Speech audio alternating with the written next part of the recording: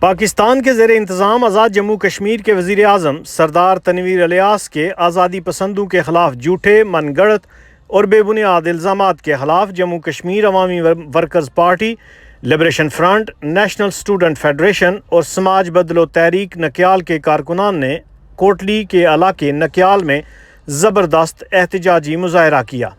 مظاہرین نے سردار تنویر الیاس کے خلاف شدید نعرے بازی کی اور تنویر الیاس کو وزارت عظمیٰ سے ہٹانے کا مطالبہ بھی کیا۔ مظاہرین کا کہنا تھا کہ جب تک تنویر الیاس تحریری طور پر معافی نہیں مانگتے، نرمی نہیں دی جائے گی۔ مظاہرین نے سردار تنویر الیاس کے پورٹریٹ جلائے اور فوٹوز پر جوتیاں برسائیں۔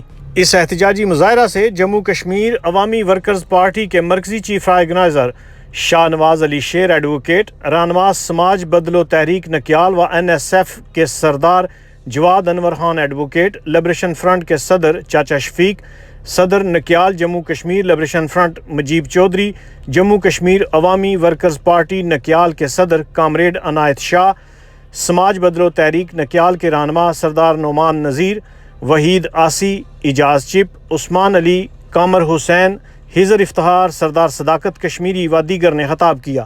مقررین نے کہا کہ وزیر اعظم آزاد جموں کشمیر کی تقریر شرمناک فعل ہے، فوری طور پر معافی مانگیں، بصورت دیگر پوری ریاست میں احتجاجی تحریک کا آغاز کیا جائے گا۔ ایسے نالائق اور بدتمیز شخص کو ہم مزید برداشت نہیں کر سکتے۔ NMK ڈیجیٹل، نکیال، آزاد جموں کشمیر۔